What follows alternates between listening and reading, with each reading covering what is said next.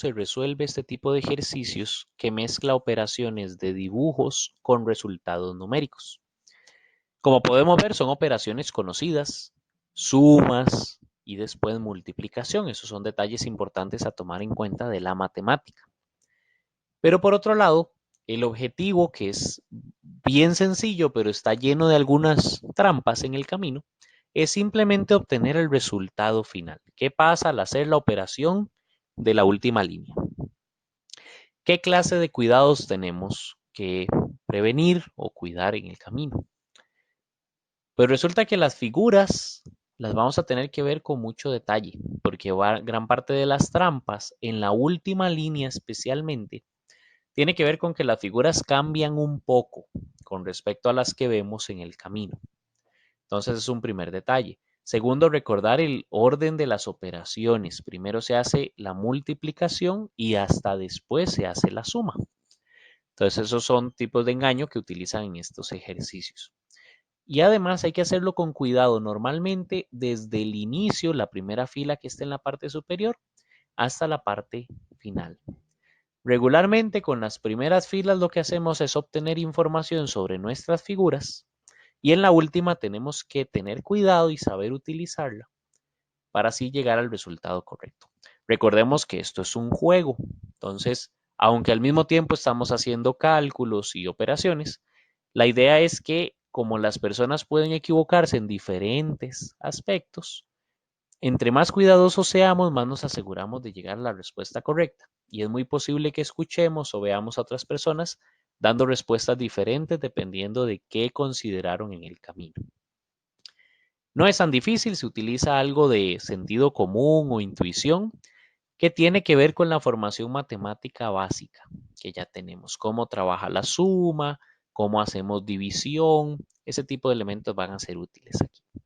Entonces, bueno, vamos a desarrollarlo paso a paso en un proceso sencillo, pero teniendo siempre algún cuidado que nos ayude a salir adelante sin resbalarnos en esas trampas que nos ponen.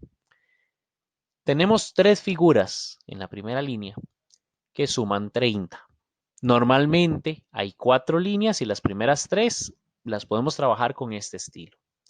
Podemos decir, bueno, son 3 figuras iguales, suman 30, entonces puedo decir que cada una de ellas vale 10. Así, cada vez que veamos exactamente a esta figura, podemos decir que vale 10. Luego parecieran ser una especie de sombrillas.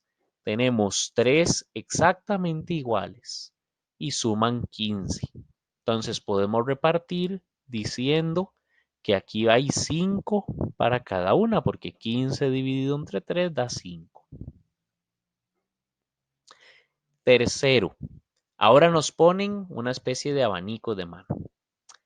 Aquí hay que tener cuidado. Todos los ejercicios uno los tiene que ver con mucho detalle y tratar de evitar los posibles malentendidos que tengamos al interpretarlos.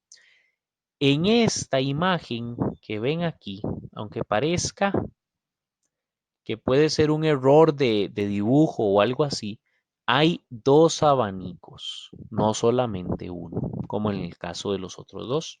Entonces, no tenemos 3 abanicos en esta parte. Podemos decir que tenemos 4. Entonces, eso, si lo interpretamos como 4, nos va a dar un resultado diferente a si lo interpretamos como 3. En ese sentido, como se ve la figura un poquito cambiada y pareciera ser un abanico más grande, por decirlo de alguna manera, lo vamos a entender como que es otro abanico más que está escondido detrás. Y así podemos decir, bueno, al 24 que tenemos acá, no lo vamos a dividir entre 3, lo vamos a dividir entre 4. Y sabemos que 4 por 6, 24. Entonces, eso nos da la respuesta de cómo vamos a repartir esto. Por eso voy a decir que aquí hay 6, pero en este hay 2 abanicos, entonces hay 12. Ahora sí, vamos al último paso. No es complicado, nada más pongámosle cuidado a cada una de las figuras que nos encontramos. La primera figura que tenemos es un abanico solo. En este caso se parece a estos dos. Podemos decir que vale 6. Con las sombrillas, otra vez, pasa algo muy parecido a este par de abanicos. Aquí pareciera haber una sombrilla, pero en realidad son dos. Incluso vean que tienen dos mangos. Entonces, ahí yo no voy a decir que hay solo una sombrilla, sino que hay dos. Por eso voy a considerar 10 como el valor de esto. Pero conste, si yo considero 10 es porque hay dos sombrillas. Si pienso que solo hay una, eso nos lleva a tomar un 5 y hacer la operación diferente. Entonces hay que tener mucho cuidado. Y por último, esta figura es tal vez la más engañosa y suele pasar con las figuras humanas, con las figuras que son una persona en el dibujo. Resulta que la figura que nosotros conocíamos y que vale 10, no solo eran las dos muñequitas, sino que además tenían un abanico. Ese abanico que está aquí, que señalo en este momento, este abanico le agrega valor a la figura. Entonces, no puedo decir que esta figura que tenemos abajo, en el último reglón, no puedo decir que vale lo mismo. Esa valía 10, pero tenía un abanico.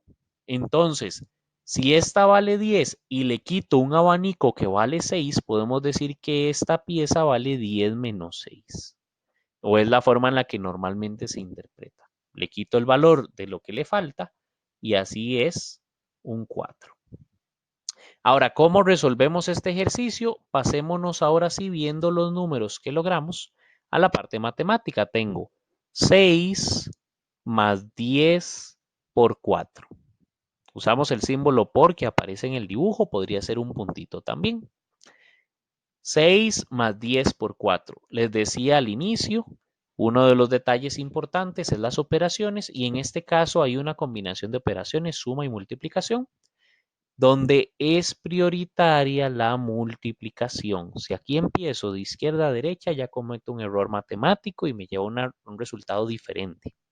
Entonces, esto sería 6 más 10 por 4, 40.